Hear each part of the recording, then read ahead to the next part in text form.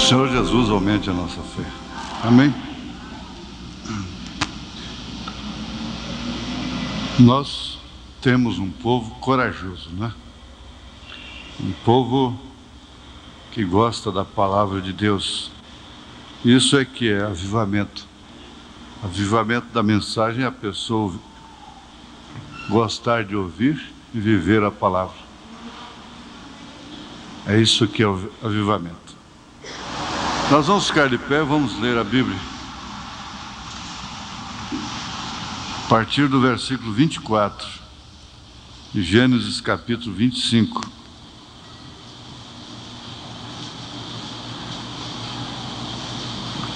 Gênesis 24, Gênesis 25, a partir do verso 24. E cumprindo-se os seus dias para dar à luz, eis gêmeos no seu ventre. E saiu o primeiro ruivo, de todo como um vestido cabeludo. Por isso chamaram seu nome Esaú. E depois saiu o seu irmão, agarrado a sua mão ao calcanhar de Esaú. Por isso se chamou Jacó. Você vê sempre por isso se dava um nome, não é? Por isso. E era Isaque da idade de 60 anos quando os gerou. E cresceram os meninos. Esaú foi varão perito na caça, varão do campo. Mas Jacó era varão simples, habitando em tendas. E amava Isaque a Esaú, porque a caça era de seu gosto. Mas Rebeca amava Jacó. E Jacó cozera um guisado, e veio Esaú do campo, e estava ele cansado. E disse Esaú a Jacó: deixa-me, peço-te, comer desse guisado vermelho, que estou cansado. E por isso chamou seu nome Edom. Veja, por isso. Então disse Jacó: vende-me hoje a tua primogenitura. E disse Esaú: eis que estou a ponto de morrer, e para que me servirá logo a primogenitura? Então disse Jacó: jura-me hoje. E jurou-lhe e vendeu a sua primogenitura a Jacó. E Jacó deu pão a Esaú e o guisado das lentilhas, e este comeu e bebeu, e levantou-se e foi. Assim desprezou Esaú a sua primogenitura. Te pedimos, ó Pai, que o Senhor nos ajude a tirar desta leitura, desse estudo que vamos fazer, aquilo que é necessário para a hora presente da nossa vida aqui. É mais uma refeição espiritual. Nós pedimos que isso tome o seu lugar certo. Isso nós pedimos em nome de Jesus Cristo. Amém, Senhor. Amém. Podeis assentar. Antes de entrarmos no comentário mesmo dos selos, em relação à primogenitura e seu valor, eu gostaria de destacar essa parte aqui, que Esaú estava cansado.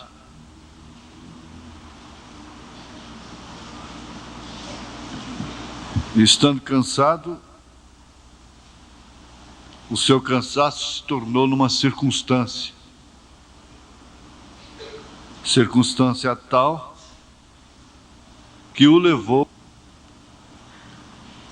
a trocar a sua primogenitura, a bênção primeira do pai, por um prato de lentilha.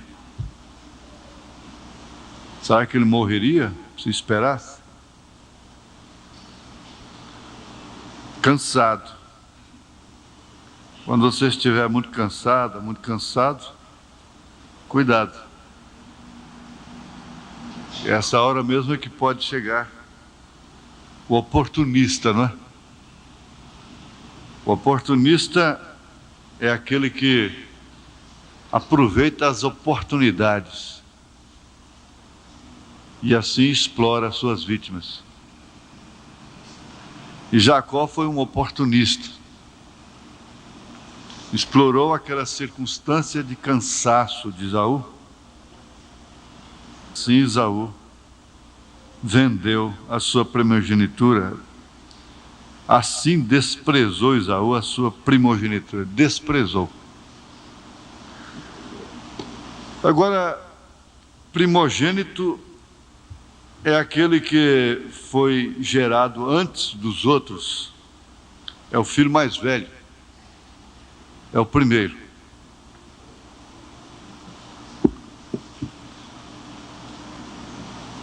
E nós encontramos que, ao nascerem, Jacó já nasceu agarrado no pé de Esaú. Isto assim como que dizendo, eu estou inconformado com isso. Você sair primeiro e eu ficar em segundo lugar, sendo que nós enfrentamos a mesma gestação, o mesmo período, no mesmo ventre, e você vai ser o primogênito.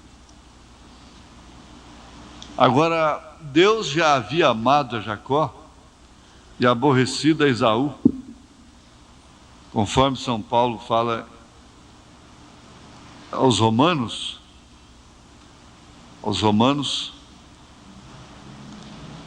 capítulo 4, é?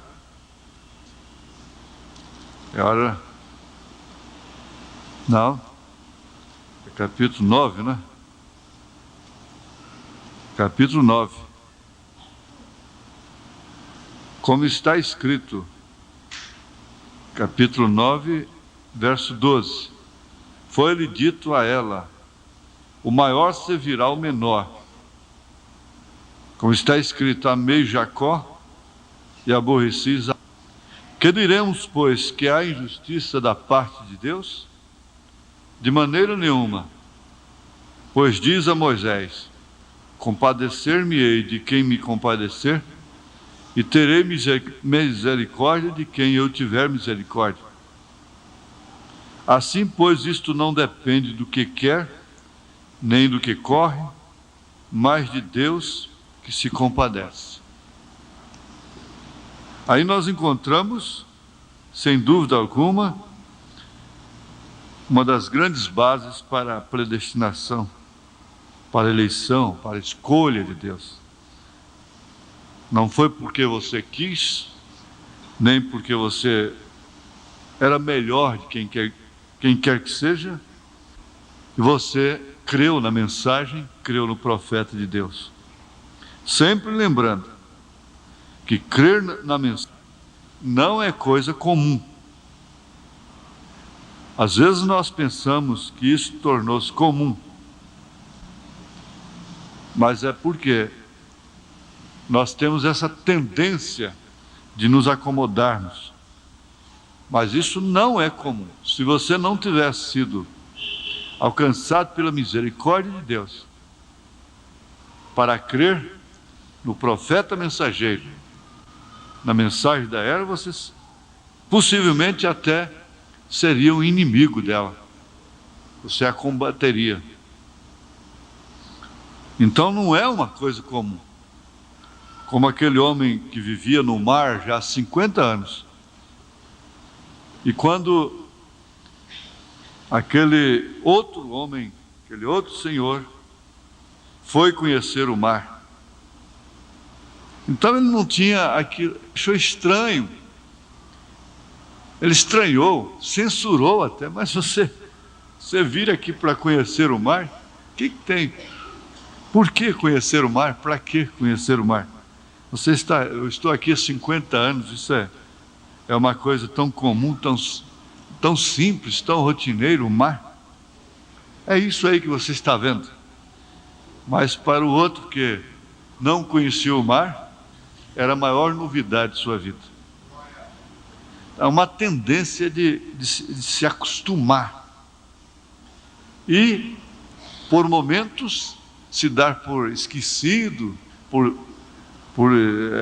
rejeitado, por sofredor, por infeliz.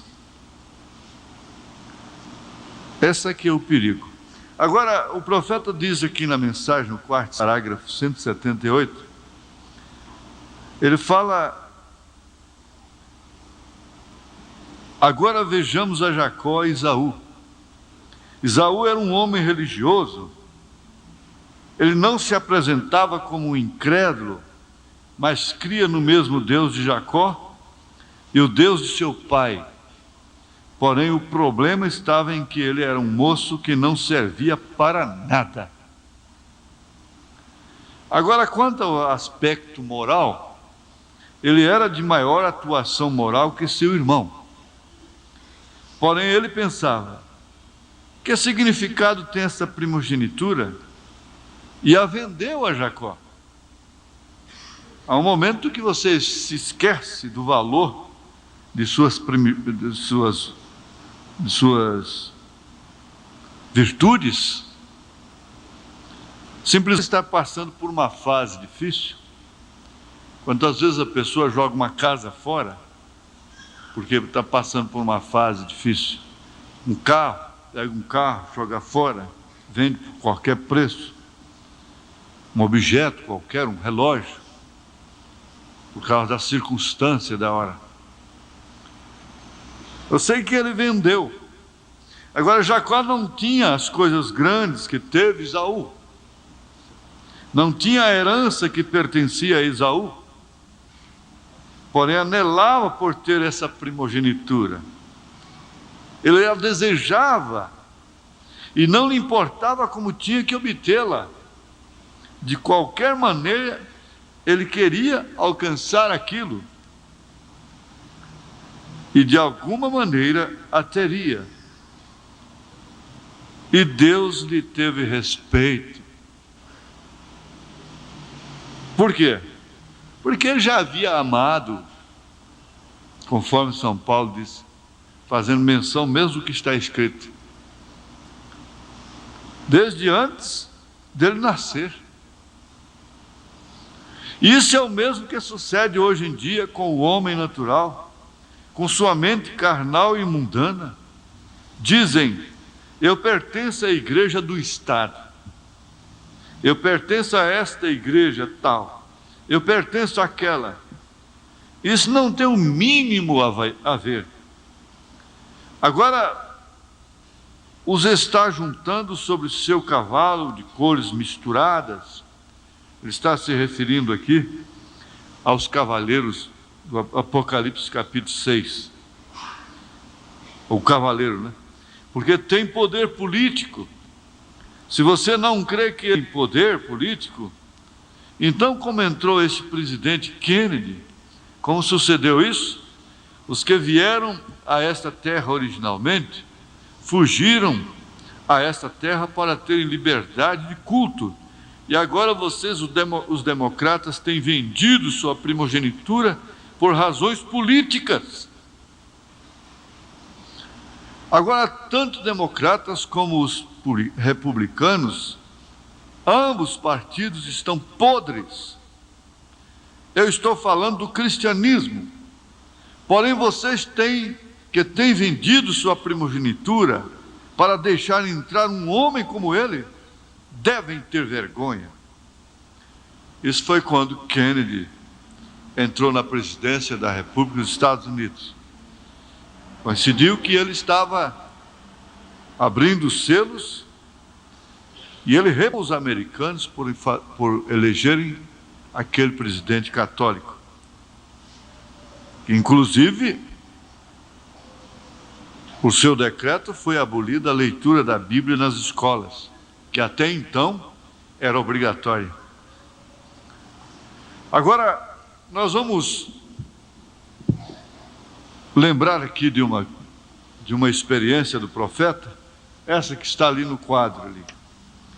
A mensagem às dores de parto. Dores de parto, parágrafo 10, né?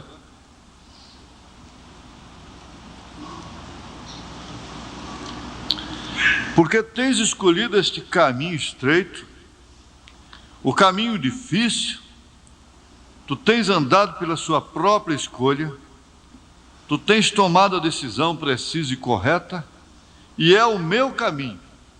Porque em momentos de decisões, uma vasta porção dos céus espera por ti. Que gloriosa decisão tens feito! E isso por si mesmo é o que fará cumprir a tremenda vitória no amor divino. Isso tem muito a ver com as circunstâncias, com as dificuldades da vida, momentos em que as pessoas determinam os seus destinos. Esaú determinou o seu destino naquela hora ali. Ele se encontrou numa hora difícil. Mas ao invés de fazer aquela escolha precisa e correta, de sofrer fome, seria mais um dia, seriam mais 2 dias, ou 3 dias, morreria por isso? Não. Você pode notar que não são todas as provações, não são todas as circunstâncias sob as quais nós nos submetemos, que realmente exigiriam, de fato, que nós nos submetêssemos a elas. É que nós ficamos fáceis. Então, no sentido natural, qualquer um exemplo apenas, sempre louvando a vossa coragem, a vossa atitude, mas um exemplo comum daquele que cede. Por qualquer pequeno problema, por qualquer pequena dificuldade, deixa de vir a um culto. Quando apenas não carecia nem muito de força, de guerra, de vencer uma guerra. Era apenas uma determinação, uma vontade mais objetiva, mais criteriosa, mais critério apenas. E a pessoa não perderia aquele culto. Não ficaria fora da ceia e assim outros passos na vida cristã. Não exigia muita força, muita coragem, como que determinando um destino. Isso é apenas um exemplo. Paulo disse aqui, na sua primeira carta, eu creio que é a primeira, se não for a primeira é a segunda carta aos Coríntios. Vai ser a segunda mesmo. Vou olhar aqui a primeira. É a segunda. Segunda carta aos Coríntios, capítulo 1. Verso 8. Porque não queremos, irmãos, que ignoreis a tribulação que nos sobreveio na Ásia, pois que fomos sobremaneira agravados, mais do que podíamos suportar, de modo tal que até da vida desesperamos.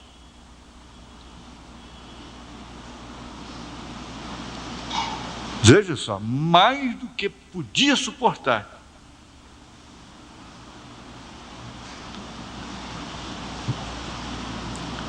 Será que todas as vezes que nós nos dobramos, era realmente uma tribulação que veio além daquilo que a gente podia suportar?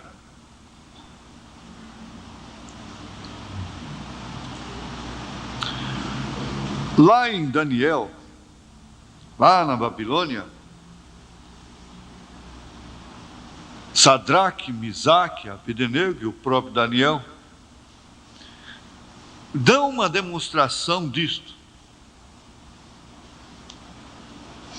Porque ali não era apenas levar bomba numa escola, porque não vestiu uma tanguinha curtinha para fazer uma educação física obscena e imoral. Não era isso.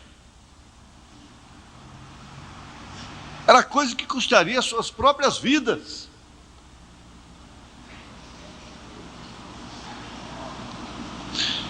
Esse segredo, é claro, por isso que os selos não podem ser subestimados por ninguém. Nós não podemos subestimar os selos. Ele faz a sobreexcelência da mensagem do profeta. Veja que grandeza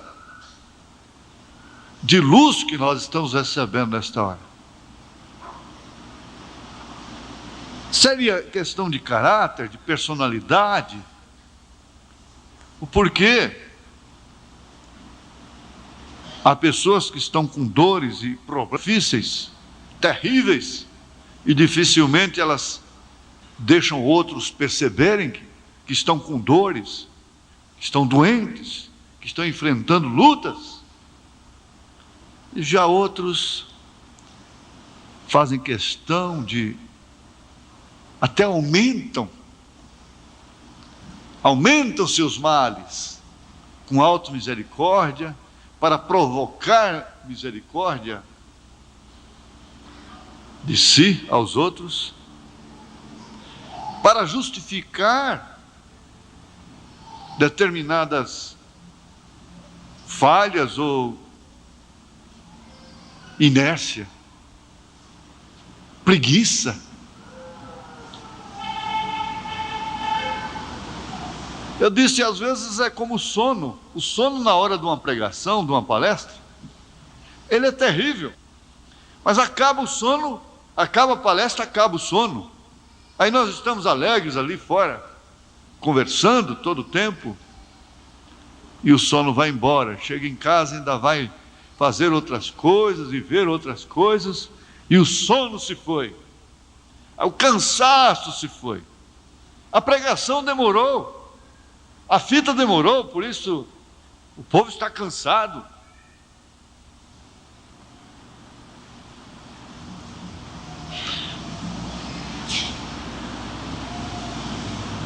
Muitas vezes nós somos levados a dobrar diante de um mosquito. Um mosquito nos incomoda, um mosquito nos leva aos joelhos. Quando ali atrás nós já vencemos um leão, um urso, um Golias, um elefante, e de repente nos dobramos. Você está notando? Tem hora que nós somos tão valentes, tão destemidos, tão corajosos, tão ousados, cheios de ousadia. Outra hora, somos aquela coisa frouxa, como diz o irmão Branham. E é justamente nessa hora que se perde pontos. Foi exatamente nesta hora que Esaú perdeu uma coisa que determinou o seu destino nas Escrituras. Determinou a sua posição.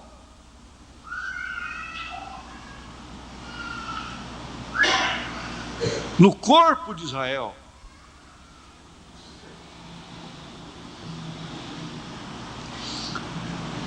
Agora, quando Deus falou isso aqui para o profeta,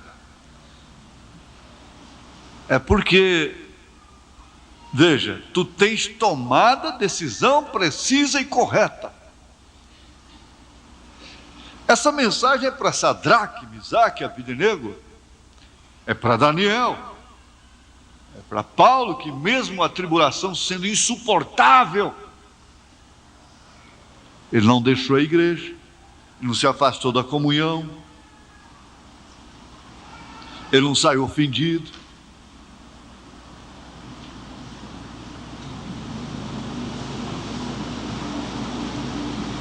Essa mensagem é para quem? Para os apóstolos somente?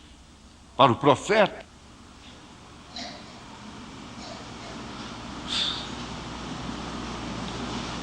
Agora, nós vamos pensar nisso de uma maneira séria, bastante séria. Tu tens tomado a decisão precisa e correta, e é o meu caminho. Porque nesses momentos de decisões,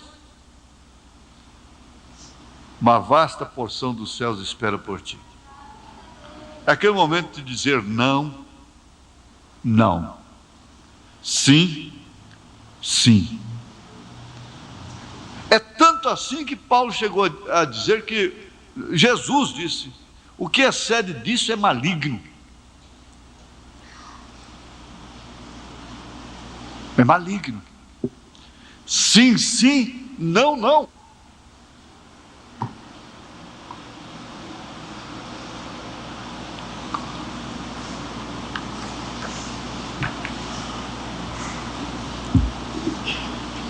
Vamos ver que a questão entre Esaú e Jacó, aparentemente, de princípio, conforme nós já lemos aqui nos selos, de princípio, ela estava perdida,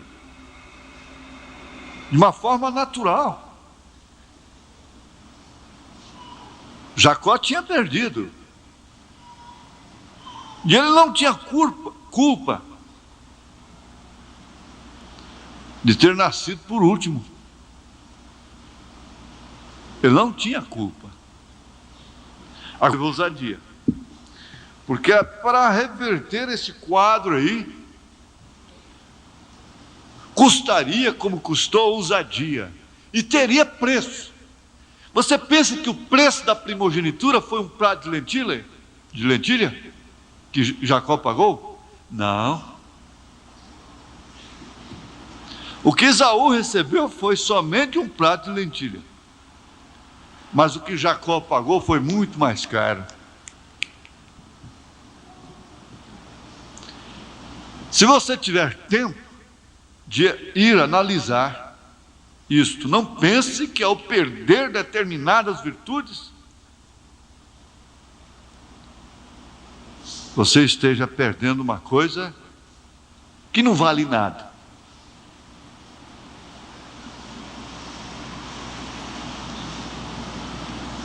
Vai examinar, quando você for ler a história de Jacó, você vai se lembrar disto. Automaticamente você vai se lembrar quantas vezes você for ler durante sua vida agora. E isso é que eu acho importante na palestra.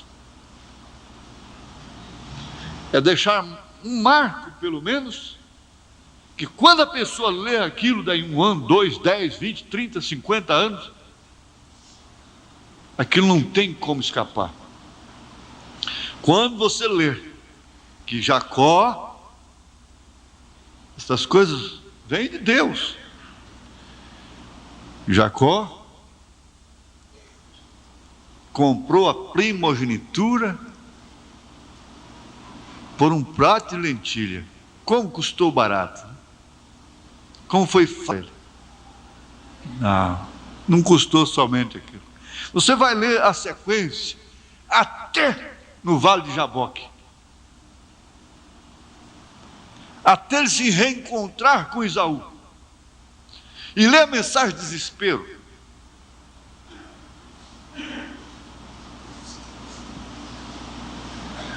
E você vai ver que aquilo não custou somente um prato de lentilha para ele.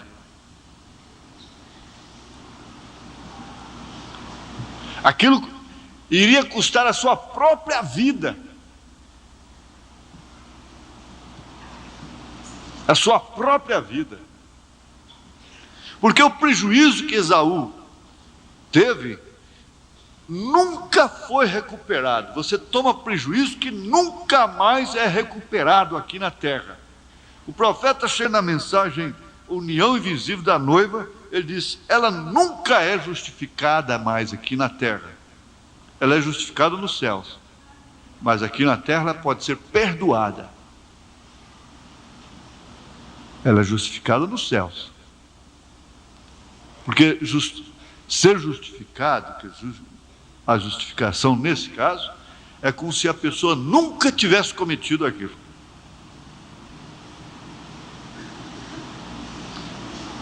Então aqui na terra ela pode ser perdoada, mas nunca justificada na terra.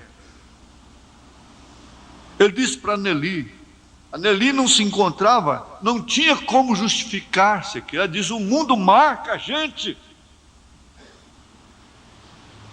carrega o prejuízo a vida toda, irmão Branham. Eu queria ser como Irene, como Esperança.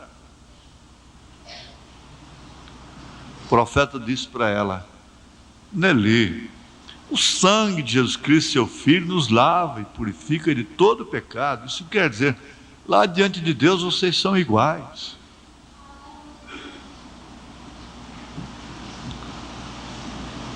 A gente perde uma terra, muitas vezes a gente suspira, para que eu vendi, para que eu joguei fora, numa hora de contrariedade, de perturbação.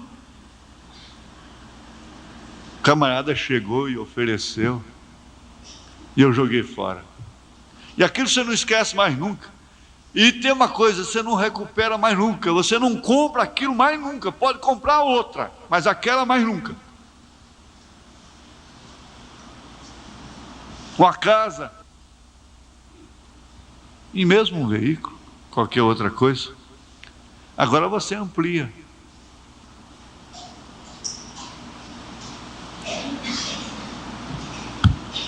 E a maioria das pessoas que tem uma propriedade, uma casa para morar, quase todas elas, da classe média para baixo, foi uma oportunidade que Deus deu. E hoje ela olha assim, quando entra na casa, no seu barraco, seja o que for, ela não sabe como que tem aquilo, mas sabe que houve um dia uma oportunidade, e pela graça de Deus ela aproveitou aquela oportunidade, e ela pode pôr a mão no queixo e dizer, se eu não tivesse comprado, onde é que eu estaria hoje?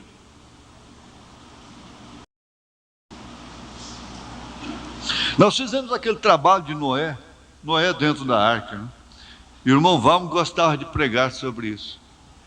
Ele dizia assim que Noé passava a mão na barba, e depois ia lá aqueles betumados por dentro, nos cantos da arca ali, nas junções, passava a mão e dizia, se eu não tivesse betumado aqui estaria entrando água, mas graças a Deus que eu obedeci. Sabe por quê? Porque se ele não tivesse obedecido, ali era a causa.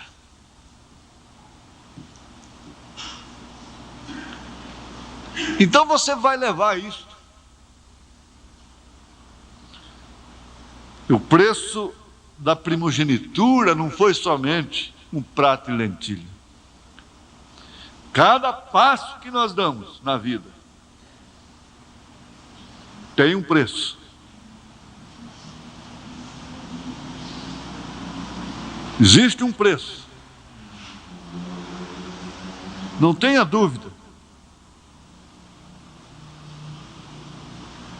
Eu sei perfeitamente o que eu tenho que purgar, enfrentar.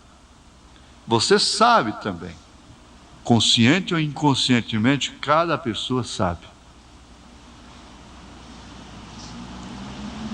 Porque aqui na terra nós somos apenas perdoados. Eu quero que vocês levem isso aqui como a túnica desta noite. Lembrando-se desse detalhe que é muito importante. Dois detalhes.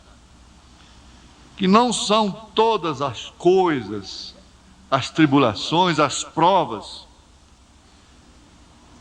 que estão nos levando a dobrar, que realmente não poderiam ser vencidas uma vez resistidas.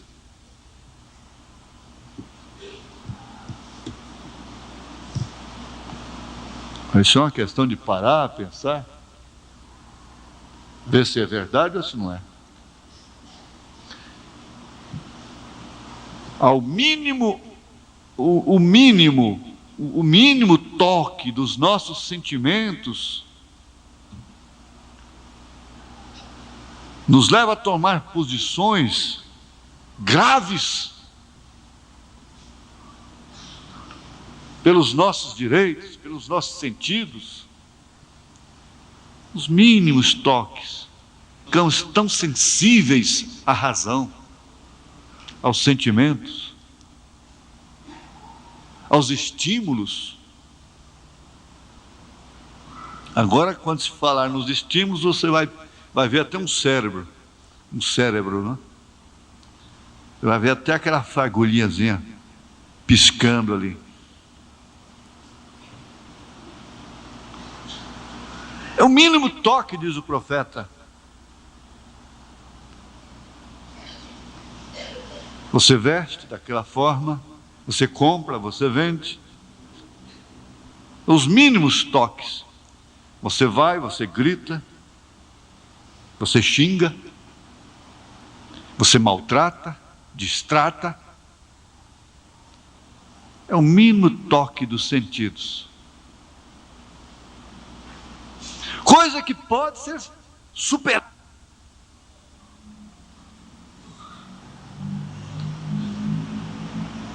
Mas nós nos tornamos frouxos. E, na verdade, quando os nossos sentidos estão tão sensíveis às coisas naturais, aquele lado, o lado espiritual, fica grosso, cauterizado. Então, o mínimo toque do Espírito Santo, da pomba, não sensibiliza.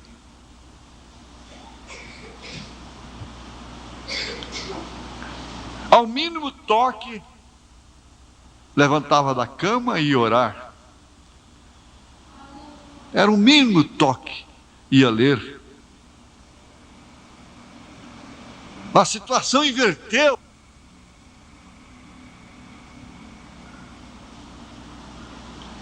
E parece que ficou só aquela fagulha lá dentro. Para dizer, como se tivesse perdido uma filha ou coisa de mais valor do que uma filha. Satanás, Deus deu, Deus tomou. Deus me deu aquela alegria, aquela disposição, mas Ele tomou. Seria isso? Mas sabendo que ao estar tão sensíveis para com os nossos sentimentos, nós temos um alto preço a enfrentar. Aí então você pega 2 Coríntios capítulo 1, quando você estiver muito atribulada, muito atribulado, e você vai ver ele dizendo assim, que nós desesperamos até da vida, da própria vida, tribulação que não podia ser suportada. Aí ele próprio diz que Deus não pode nos provar, nos tentar, além daquilo que nós podemos suportar. Então volta-se aqui. Tu tens tomado a decisão precisa e correta, e é o meu caminho, porque nesses momentos de decisões, uma vasta porção dos céus espera por ti.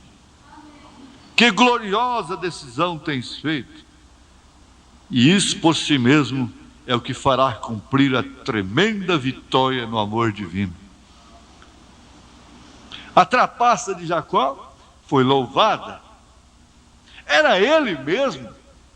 Mas Deus não inverteu a coisa lá dentro do ventre. Deus podia fazer isso, já que ele havia amado Jacó e sabia que a primogenitura teria um grande valor para ele. Deus deixou que o próprio Jacó sentisse a necessidade, o valor daquela primogenitura.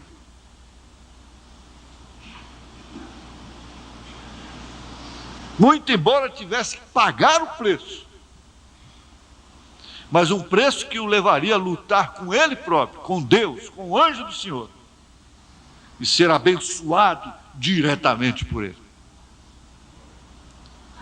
Porque veja, abençoado na terra, abençoado no céu. Ele fez tudo pela bênção do pai, Isaac, mas depois lutou, e não foi prato e lentilha, não foi a mamãe lá com a pele falsificada, cheirando o outro, que aquilo não adiantava para o anjo. O anjo sabia, o anjo não era cego, como seu pai Isaac.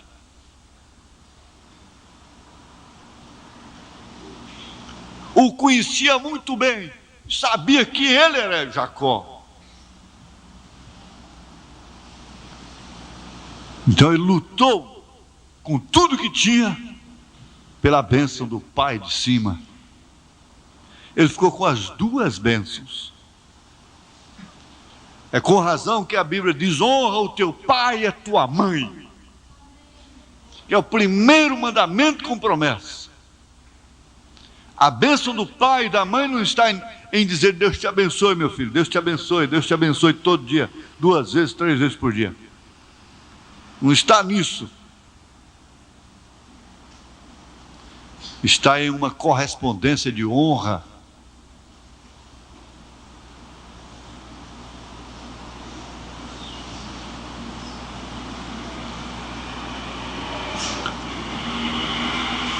Francamente, isso me põe religioso, como diz o profeta. E nós vamos voltar para casa. Você vai botar a cabeça no travesseiro, né? Como dizem assim, e vai lembrar desse detalhe. Todas as vezes que você ler a vida de Jacó, eu não vou prosseguir aqui os outros pontos, não. Nós tínhamos mais um, 2, 3 tópicos, mas não vamos ficar só com esse. Jacó não pagou somente um prato de lentilha.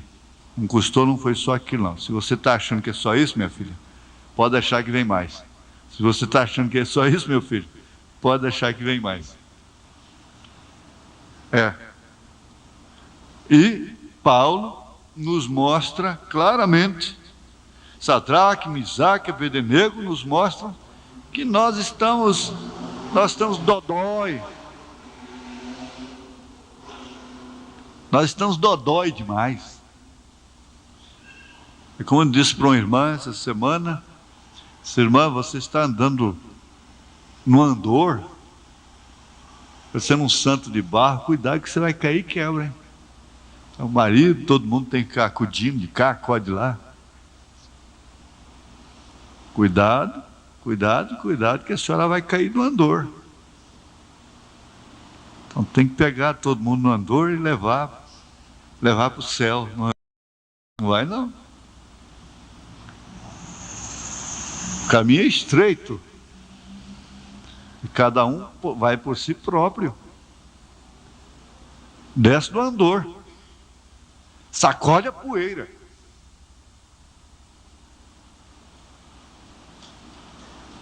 Então, eu quero fixar nisso. Segundo a linguagem do irmão Branham, em relação a Paulo, a mocidade, Sadraque, Misaque, Abednego, Daniel e outros tantos exemplos, e essa gente da ponte de sangue, que é chamada assim, da igreja que desceu nas arenas, nós ainda estamos frouxos. Estamos nos dobrando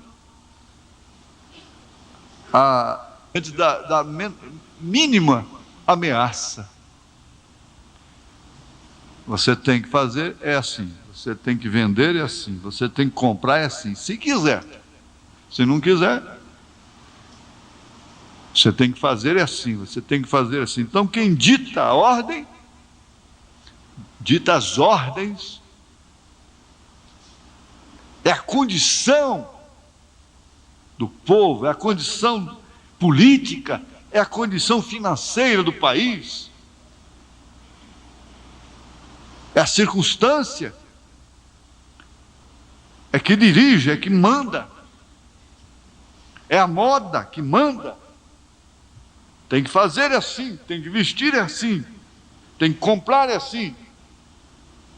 E dessa forma seriam os dias como os de Noé. Compravam, vendiam e davam-se em casa, construíam sob as ordens, o espírito disto. Não tinham que enfrentar, decidir, tomar decisões que realmente viriam a determinar os seus destinos, como determinou realmente serem mortos no dilúvio. Mas Noé, naturalmente, ele teve uma reunião em família. Ele disse: vamos construir a arca.